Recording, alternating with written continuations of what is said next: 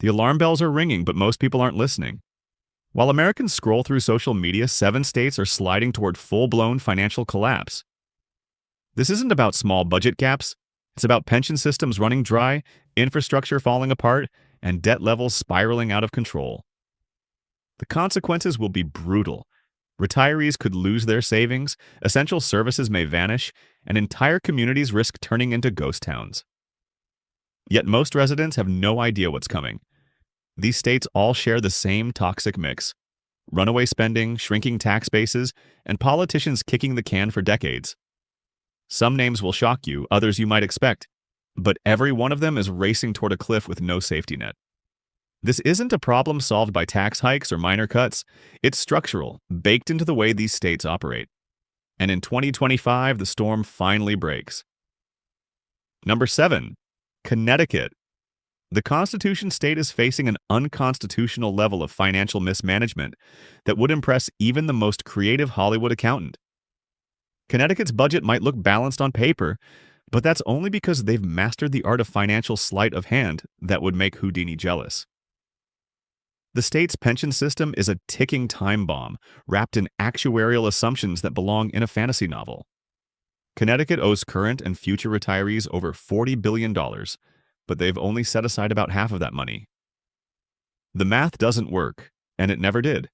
State employees were promised benefits that assumed investment returns and economic growth that simply haven't materialized.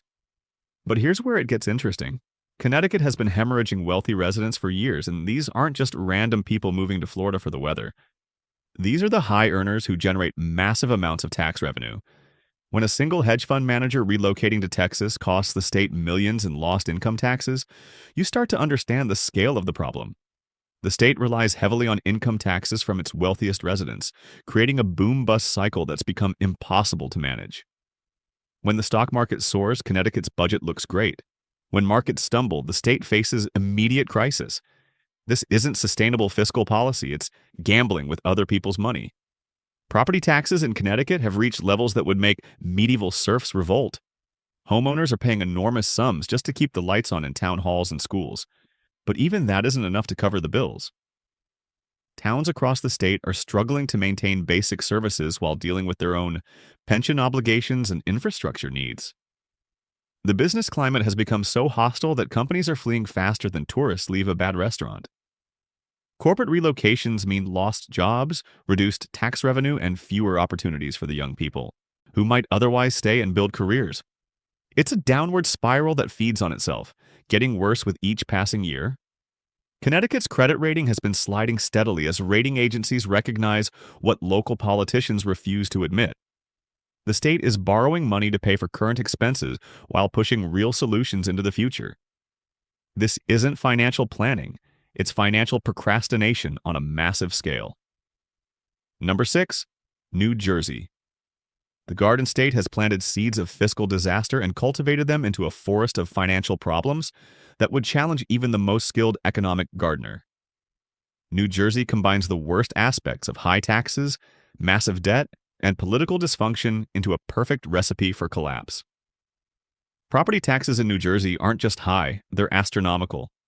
Homeowners routinely pay more in annual property taxes than many Americans earn in entire months. Yet despite these crushing tax burdens, the state can't balance its books or fund its obligations. Where exactly is all this money going? The answer lies in a web of public sector unions, political patronage, and spending programs that prioritize political connections over fiscal responsibility. New Jersey has created a system where government employees often earn more than the private sector workers whose taxes pay their salaries. Pension benefits that were generous decades ago have become completely unsustainable in today's economic reality. Population flight from New Jersey has accelerated dramatically in recent years. Young professionals look at the tax burden and housing costs and decide their futures lie elsewhere. Retirees cash out their homes and move to states with lower taxes and better weather. Even middle-class families are discovering they can live better lives in states that don't treat residents like ATM machines. The state's infrastructure is crumbling faster than politicians can find new ways to raise taxes. Roads, bridges, and public transportation systems that were built for a different era are falling apart under current usage patterns. But instead of making tough choices about priorities, New Jersey keeps borrowing money and hoping future generations will figure out how to pay the bills. Atlantic City was supposed to be New Jersey's economic salvation, bringing casino revenue and tourism dollars to balance the state's books. Instead, it's become a symbol of how even the best-laid plans can fail when they're built on unrealistic assumptions about economic growth and consumer behavior. The business climate in New Jersey has become so toxic that companies view the state as a place to avoid rather than a destination for growth and investment. Regulations, taxes, and political uncertainty have created an environment where entrepreneurs and established businesses alike look elsewhere for opportunities. New Jersey's credit rating reflects the reality that rating agencies understand, even if politicians don't.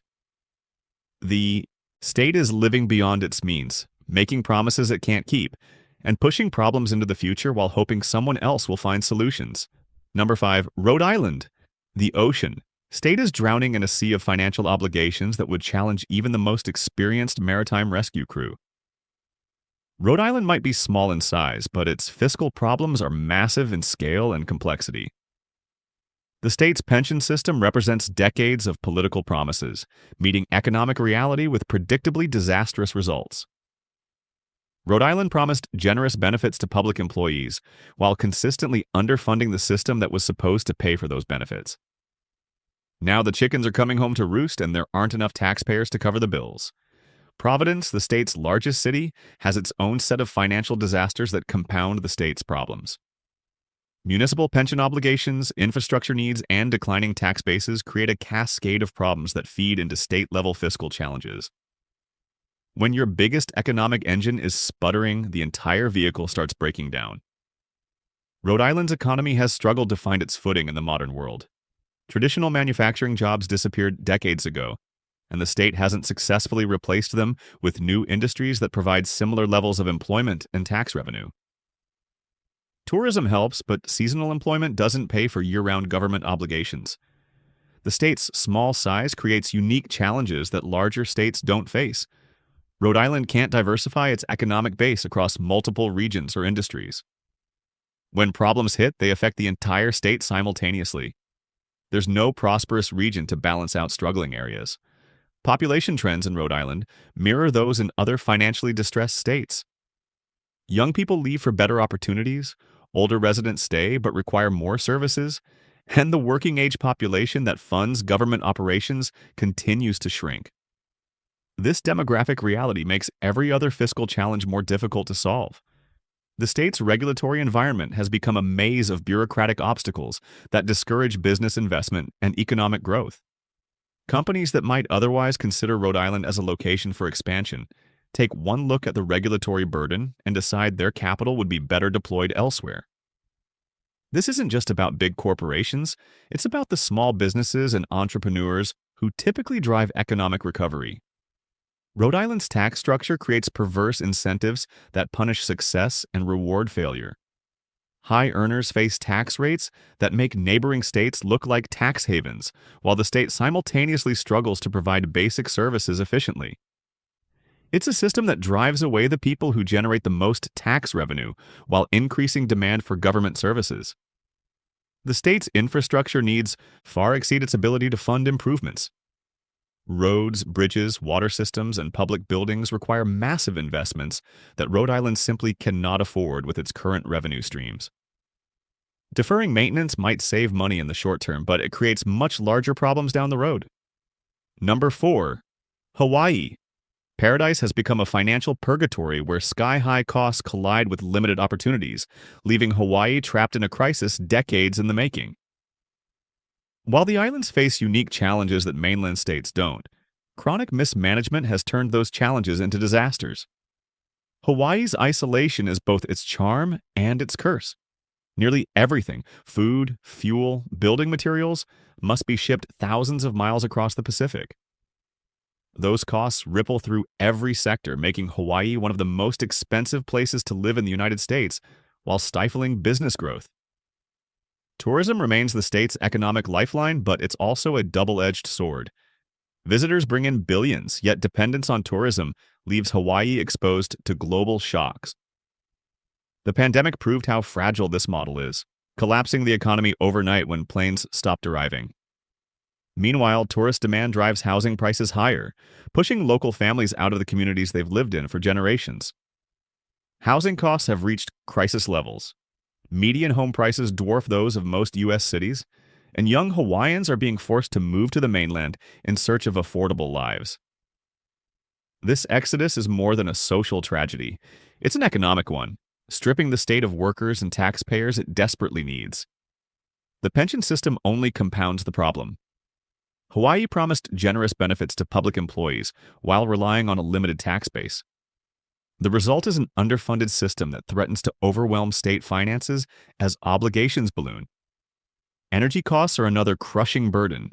Hawaii pays the highest electricity rates in the country.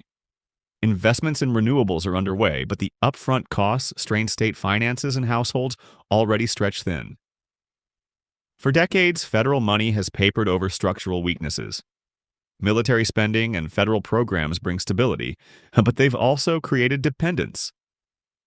As Washington tightens its own budget, Hawaii's cushion may shrink. And unlike larger states, Hawaii has no buffer. With a small population, every pension liability, infrastructure project, or social program must be shouldered by a narrow tax base. Residents already facing the highest living costs in America are being asked to carry obligations that grow heavier by the year. Paradise, it seems, has been living on borrowed time. Number 3. Alaska. The last frontier is staring down a financial wilderness that even seasoned survivalists would struggle to navigate.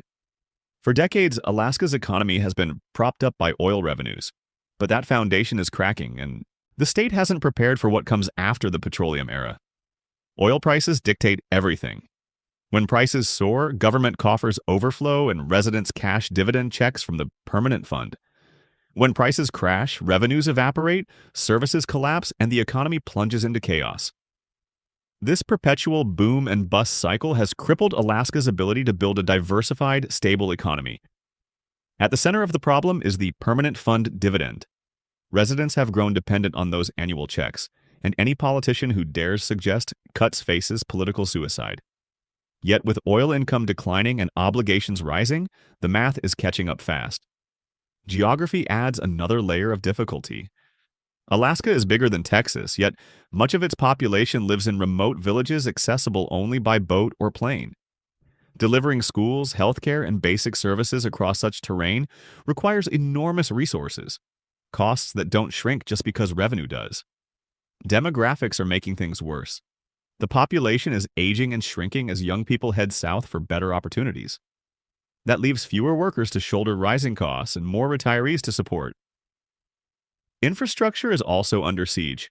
Thawing permafrost destabilizes roads, buildings, and pipelines. Arctic conditions make construction staggeringly expensive and shorten the lifespan of repairs. Every project costs more and lasts less. Politically, Alaska remains addicted to oil money. Leaders continue promising services and benefits sustainable only when crude prices are high. But those obligations don't disappear when revenues collapse. Instead, they become anchors dragging the state further down. Economic diversification looks nearly impossible. Manufacturing and agriculture face crushing transport costs. Tourism offers some relief, but it's seasonal, fragile, and dependent on global travel patterns. The reality is stark. Alaska's savings reserves are being depleted rapidly. Once they run out, the state will face impossible choices: slash essential services or impose massive taxes on a population already burdened with some of the nation's highest living costs. Without radical reform, Alaska risks becoming a fiscal cautionary tale, a state that lived large on oil money but never planned for the day the well ran dry. Number 2. Illinois.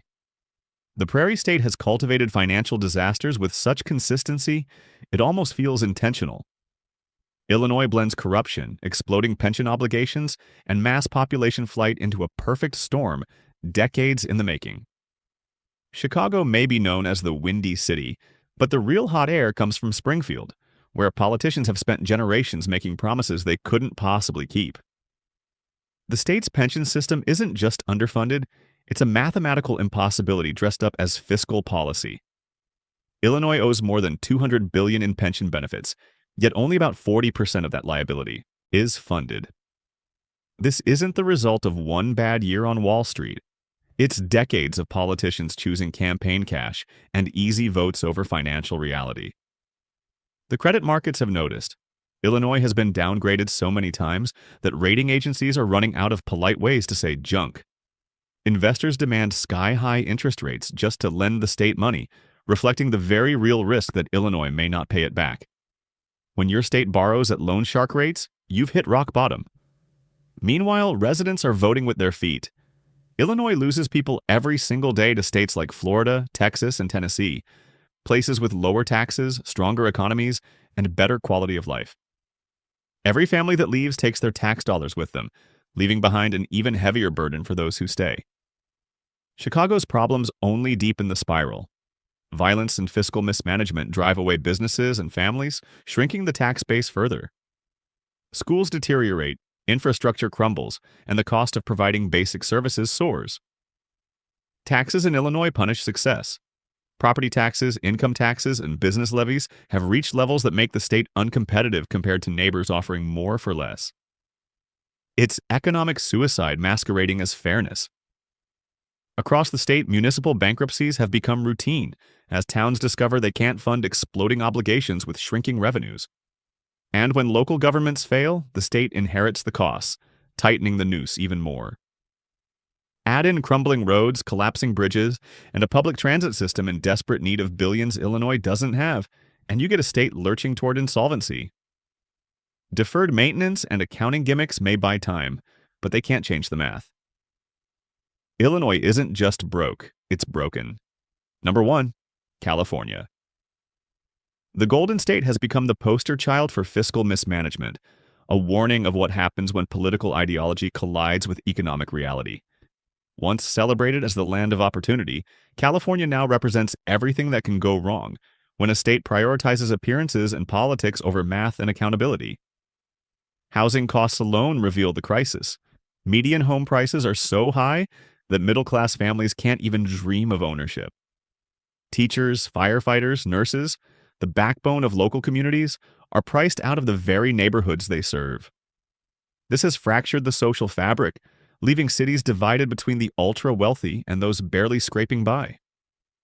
California's infamous high-speed rail project has turned into a multi-billion-dollar monument to government overreach. Originally pitched as a $33 billion marvel, costs have spiraled to well over $100 billion, with little to show for it. Years later, much of the system remains unfinished, serving as a constant reminder of promises made and broken. Then there's the pension time bomb. The California Public Employees Retirement System, CalPERS, controls nearly $500 billion in assets, yet even that staggering sum falls short of covering obligations. The gap creates systemic risk. If CalPERS falters, the ripple effects could cripple state finances for decades. Small businesses face an equally harsh reality. California's regulatory maze, environmental mandates, labor laws, and endless bureaucracy requires armies of consultants just to stay compliant. Startups that might thrive elsewhere collapse under the weight of red tape. The tax system magnifies volatility. A handful of wealthy residents provide the majority of state revenue. When those high earners move to Nevada, Texas, or Florida, California suddenly faces massive shortfalls. This dependence on a shrinking elite has created a fiscal house of cards. Social challenges deepen the crisis. Homelessness has exploded, with tent cities spreading through urban centers. Despite billions spent annually, little progress is made. Programs focus on appearances, not solutions. Meanwhile, Californians pay some of the nation's highest energy rates while enduring rolling blackouts caused by decades of underinvestment in reliable infrastructure. Water management showcases similar dysfunction. The state sits beside the Pacific Ocean, yet struggles with shortages because desalination plants are blocked by endless environmental reviews. Farmers are told to cut back while bureaucrats delay projects that could provide relief. Education isn't spared either. California pours more money per student than most states, yet outcomes rank among the worst in the country. Administrative bloat has skyrocketed while test scores stagnate and graduation rates falter. California's debts stretch far beyond official bonds. Hidden liabilities, unfunded pensions, environmental cleanup, and infrastructure repairs add up to trillions. This burden would overwhelm most nations, yet Sacramento pretends the obligations are sustainable. Residents are voting with their feet. The population exodus continues as families and businesses head to states with lower taxes, affordable housing, and friendlier regulatory climates. Each departure shrinks California's tax base further, worsening the spiral. The state's credit rating now reflects this grim reality. Investors demand higher yields on bonds, signaling waning confidence. Without drastic reform or a federal bailout, California risks becoming the ultimate case study in how not to govern. These 7 states are the canaries in America's fiscal coal mine. Their collapse isn't the result of bad luck or temporary setbacks. It's the outcome of decades of reckless political choices that prioritized short-term popularity over long-term stability. The warning signs have been obvious for years: bloated pensions, runaway spending, shrinking tax bases. Instead of facing reality, leaders gambled on federal bailouts or miracle growth. Now, the math is catching up, and 2025 is when the cascade becomes impossible to ignore. This crisis isn't just about 1 or 2 states. These 7 represent massive pieces of the national economy, and their failures will send shockwaves through the entire country. When California's pension system cracks or Illinois defaults on its bonds, it won't stay local. It will ripple coast to coast. The choices are shrinking fast. Residents can stay and watch savings evaporate, or flee to fiscally stable states. Either way, the bill is due.